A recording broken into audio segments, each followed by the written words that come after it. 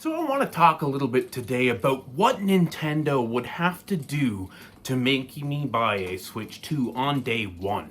Of course, having a YouTube channel, the temptation is to run out and buy everything just so that you can keep up with the Joneses as far as your content is concerned, so that you can be talking about and showcasing all of the newest and greatest and latest things that are out there. But historically, I have not been an early adopter.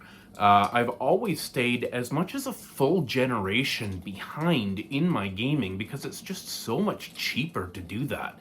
I remember buying a PS3 a couple years into the PS4's life cycle. I did eventually buy a PS4 Pro in about 2016 or something like that, which was pretty current at the time. I didn't buy the original Switch until 2020, about a week before Animal Crossing dropped, actually. And I bought a Switch Lite at a pawn shop used because I tend to like to keep things, budget-wise, kind of reasonable with gaming, right? As you can see with my Franken Mac back here, which I'm going to make a video about in the next couple of days. This is a Batocera build, full of emulators and stuff like that, and I really like to do as much as I can with gaming cheaply as possible. I'm a cheapskate, right? So why would I buy a Switch 2 on day one? I am pretty satisfied with the Switch and what it has, and my gaming ecosystem here right now mostly consists of the Switch and the Steam Deck. The Steam Deck was one instance where I was an early adopter. I got it in the first batch right at the beginning, and I've been loving my time with the Steam Deck.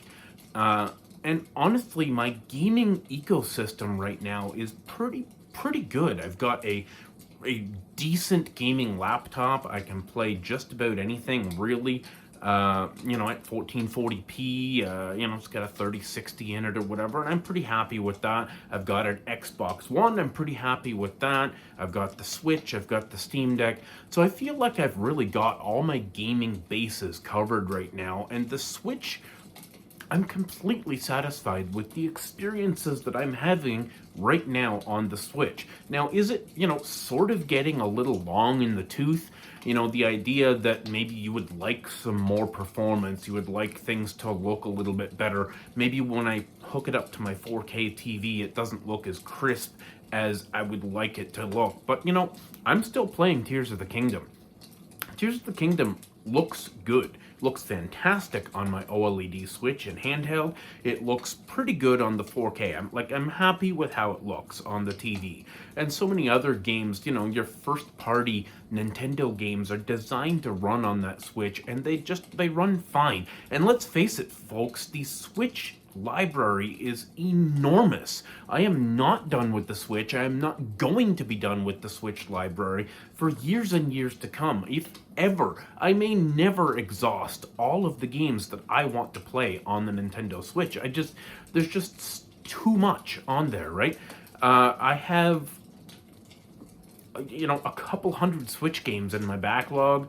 I have so many backlog games in Steam, Xbox. I don't really need to move forward at this present time. Right now, coming up to, say, holiday 2024, when we're hoping to see the release of whatever the Switch 2 will be, I don't really see the need for me personally to step forward into the next generation of whatever. I don't have a PS5. I don't really care. I don't have an Xbox Series X. I don't really care.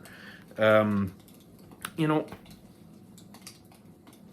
not really as interested in the third-party ports. A lot of the complaints that people have with the Nintendo Switch is that it's falling behind in the third-party game department, because new games that are being made for PS5 and Xbox Series X, they just can't be crammed into that, architecture of the Switch. It's just no good.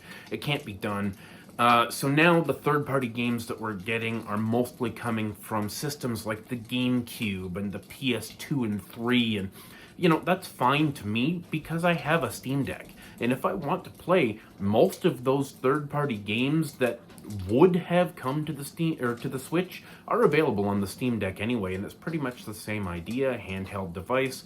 I'm pretty happy with that. If I want to play that game on the TV, I have my PC, so I don't really care. So why would I buy a Switch 2? Well, there's a couple reasons why I would go out and buy one day one. The first thing is if the system is fully backwards compatible, because as I said, I'm not done with the Switch's library. I need to spend a lot more time digging through some of this backlog. There are so many games that I have to get to that I haven't yet.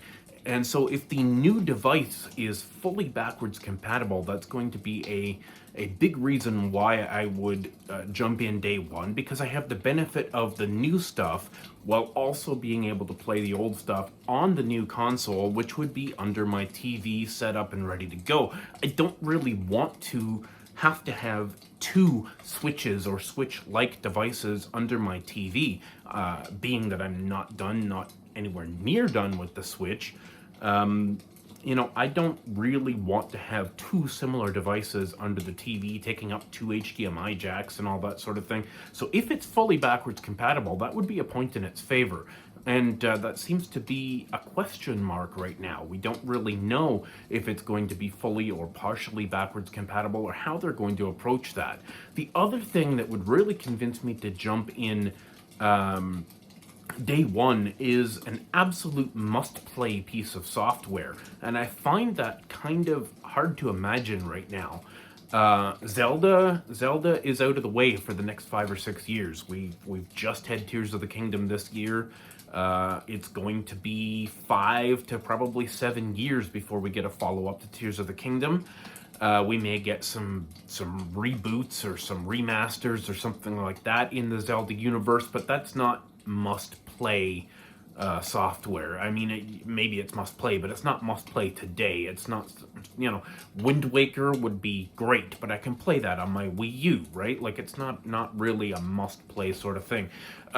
Maybe Metroid Prime 4, that's supposed to be a visual showcase and, something that would impress a lot of people on the next piece of hardware, but for me, I'm not in a hurry to play Metroid Prime 4 because I haven't even played Metroid Prime 2 and 3 yet. I'm not a huge Metroid fan. So what else? We've just had a 2D Mario, and we've literally had, 5 Mario Universe titles released and or announced for the coming, couple of months, right? We've got Mario RPG, Mario Wonder, Princess Peach, Mario vs. Donkey Kong, Paper Mario Thousand Year Door. So I think the market's a bit saturated for the Mario franchise, and I think they're probably not going to launch with a new 3D Mario, but I guess if they came out with an Odyssey 2 at launch or something similar, that might be must-play software for sure. But the last thing that would really convince me to jump in day one is some new innovation or something similar to, let's say, a dual screen setup. If they went back to the days of the 3DS with the dual screen setup, that would be innovative enough for me, because the presumption is then they would be able to start remastering and bringing back 3DS and DS games, in a really, I don't know what the word is. I'm losing my train of thought here. But it'd be awesome if they could bring back DS and 3DS games, and that would get me, let's say the Nintendo Switch Online expansion pass all of a sudden included DS, and there were DS games that I could play on the new device on a proper, two-screen device with a stylus and that sort of thing. I might be interested in that on day one. Other than those three things, what software, outside of DS and 3DS games, which would be awesome, what software could we expect by the end of next year that would really force, the sale of a console?